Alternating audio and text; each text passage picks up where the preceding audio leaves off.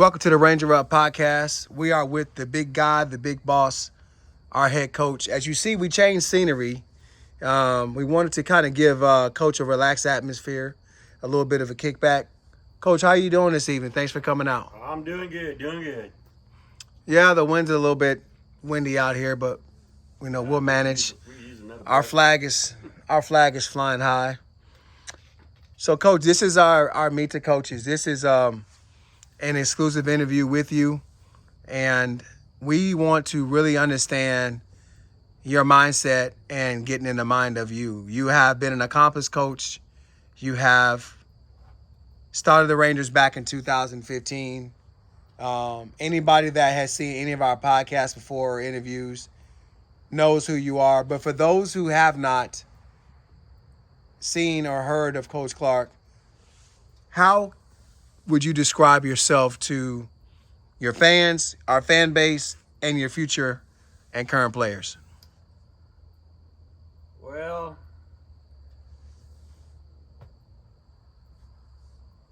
I'm probably just like any other person. I'm an old guy. I've been around for a long time. I've done I spent 24 years in the military. I'm from Texas, from San Antonio, Texas, and I love sports. Football is my favorite. I've coached for many years. I've coached in the middle school. I've coached in the military, football, flag football, and softball, and played high school football, and I have over 20 grandchildren that 20. I Wow. love to do stuff with. Sometimes I don't get to see some of them so much because, of course, some of them live in other states and everything. But I'm at peace when I'm out on the football field. You're at peace. I got away from it because my wife got sick, and I had to have surgery, heart surgery, the following year, and so we kind of got away from it after our 2017 season, and got back in 2019, just kind of helping up another organization for a while, for about 3 years. Came back to coaching last year for an owner, and I don't know. I just didn't feel right about it. I just didn't enjoy it as much as I had done in the past, and so I just kind of walked away from it for a little bit. I wasn't planning coming back until you and Jarvis got with me about bringing back the Rangers, and so after talking more with you guys and everything, I decided to do it, and I just I like being around the players and the coaches, and teaching them the game of football and also the life. I've always been around for my players. If they need something, they know they can come call me. I've helped plenty of players out in the past. There for them when they, had some, things not going so great for them. But that's just kind of the person I am, and so, I'm a caring person. I can be a jerk though, man. I mean, I can be tough. I'm straight up. I'll tell a player, if he's not good, he's not good. I'll tell him if, you need to move to a different position. Some guys, some players want to play at a certain position because they've been allowed to, and they don't like that when they're told they can't. But that's what a real coach does. There's too many coaches out here that think you're not really coaching, but you call yourself a coach, but you're not really coaching the player. So speak about that. So you being a head coach, there's many different hats you got to wear. Mm-hmm. Me being your offensive coordinator and associate head coach, essentially your number two. Coach Abbott being your O-line coach, Coach Will being your special teams coordinator, Coach Dixon your quarterback coach, along with Coach Brown as an offensive assistant. And then, we still have to fill the hole of a defensive coordinator. What are you looking for in a defensive coordinator? I know this is a process. I know we have time, but what are you looking for as you start to fill out your staff? You got to have somebody who knows what they're doing. I was spoiled for 7 years with the 4 years with the 4 years with the Revo, And then my 3 years with the Rangers, I had a great defensive coordinator, Coach Brizzle. And then the 3 years with the Rangers, we also had Coach Crawford, who was the assistant defensive coordinator. And of course, he coached linebackers also. And you know, it's important to have coaches that know what they're doing, that are coaching these young men, and make sure they're doing what they're supposed to be doing, not just out there and just doing whatever they want to do.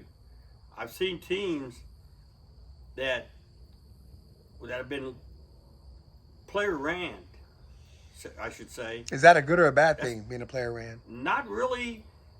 It can be somewhat, but most time it's not, because they don't. I'll just say this: there's a team that was like that I've seen, and because they wasn't made aware of what was going on, to make sure they understood that it probably cost them a championship. Okay. And so it's important, you know, that the coaches make sure these players understand the situation, what needs to be done, and how to do their job. I've seen many things where guys are not being coached properly because they're getting burnt on what they're supposed to be doing. Mm-hmm. They're not where they're supposed to be at. Just like the thing about guys playing in positions that's the bad thing. Since I've been here in the Killeen, Harker Heights, Fort Hood area, I've seen in the youth organizations where coaches will use players for their benefit, but later on in life, when you see those kids playing in high school, they're not playing that position. They shouldn't, and you know, that's not teaching these kids, because then they get mad because they don't get to play where they want to play at. And semi-pros the same way. There's a lot of guys like that. They want to play, you know, there's guys think they're quarterback, and they're not. And, you know, that's one of the hardest positions I think to play, because it's not just about being able to throw the ball, run, or you're talented. You got to have it up here. You got to have it up here. And if you don't have it up here, you don't have that reaction, read coverages, read what the defense is doing, you're not gonna be successful. So you saying that? I mean, you know, offensively, you know, what do you expect from your offense? You know, what do you expect? I want them to produce. I want them to score.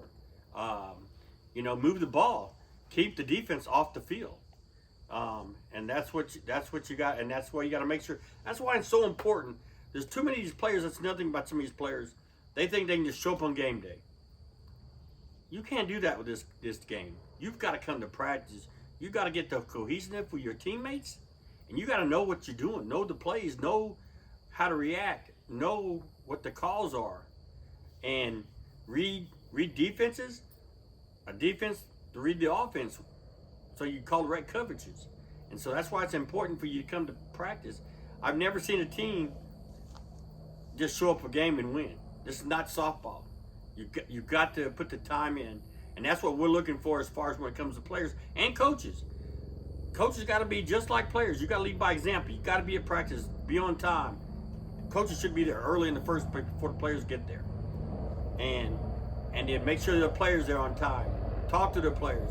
Make sure if they're not there, why are not there? So if I ask them, how come this player's not here? Don't tell me why I don't know. You didn't talk to your player? You know? Yeah, this is volunteer and everything, but you're the volunteer for it, so you got to put the effort for it. That's how we can be successful. So basically, you're demanding accountability. You know, yes, and you know, that's what we have to do. Times I had great seasons, productive seasons, successful seasons, is because everybody put their time in. Everybody was together. And like with the coaches, I'm not saying it's the coaches' ways all the time, because sometimes you have to listen to players a little bit, because players are out in the field, they see something. You know, if a player tells you something and you think about it, okay, let's try it, that's going to make the player feel, okay, the coach believes in what I'm saying. Now, if you get a player, because you get some players, it's, you know, I'm open. You know, you get them receivers that think they're open all the time, and they're not. Or the running back thinks that, you know, they can make the yards every time. And You know, you got to be able to. This is this togetherness. It's we, not me. You know, and that goes from coaches, the owner, the head coach, the players, all the coaches. We have to be together, because if we're not, we won't be successful. I've seen it. I've watched it. Um, you know, I watch a lot of things when I go. If I go scout a team, it's not just about their play on the field. It's about how they work together as a team, coaching and players. And you know, to be successful, you've got to do that stuff. Okay. You know, so if you want to come play for the Rangers, you better be willing to put the time in. You know, I told a guy today I talked to, I said, you know, not everybody's going to be invited here. We're looking for players that are committed, that are coachable, that are willing to do whatever it takes to be successful. And you know, that's what we have to get. And like I said, we have to have the same thing from the coaches and everything. Coach, There's a lot, and talent ain't just going to get you everywhere. You got to put that time in. You know, like I said, there's a lot of guys think just because they're talented, they're going to be able to, you know, do whatever. It doesn't work that way. Let's be straight up here. You know, I'm a straightforward guy, and I think, you know, when you and I got together, you know, I wanted this opportunity to work alongside of you. I know you say your coaches don't work for you; they work alongside of you, and we respect that. But me respecting you to the utmost, you know, me being a former head coach myself, you know, calling offense, I've called plays for over 8-9 years, and I've had a lot of haters, you know, in my coaching career. What do you say to your critics out there? What do you say to your critics that don't believe that you're for real? They don't believe the Rangers are for real. What do you say to them? Hey, ignore us all you want to. We coming. You're gonna find out. We're not gonna be no pushover. When we step on that field, you're gonna be in the battle. And don't be surprised. We walk out that field. You walk off with that big L, and we got the big W. So, you know, we're not going to be a pushover team, and we're not going to be afraid to take on any team. Any team that wants to play us, we'll play them. I've always been that way. You know, that's one of the things when I came out, when I got here in 2010, and I got started talking to the head coach that was coaching the Revolution to bring them here, Clean Revolution. And, you know, when I took over as a head coach the following year, and after the 2011 season, and my first year as the head coach for 2012, you know, I told him I wasn't afraid to play anybody. And I was a little cocky that year. Beginning of the season, I told everybody, we're going undefeated, we're winning the championship. Mm-hmm. And that's my saying, you know, if you don't think that way, then you shouldn't be doing this. You know. And it's not all just about winning, but it's also about making sure that we develop these players, and if they do like what we coach them to do, then we're going to be successful, and we're going to get that where we want to be at, get our goals. So to be clear, the Lone Star Rangers are kicking off. Well, actually, when does the season start? Well, our first combine when we start up will be September 10th of 2023. And then, of course, we'll start practicing, and you know, probably maybe have one more combine. And then the season we'll kick off will be 2024. You plan on playing any preseason games? Yes, sir. Plan on trying to get at least 2, maybe 3. Just depends on, you know.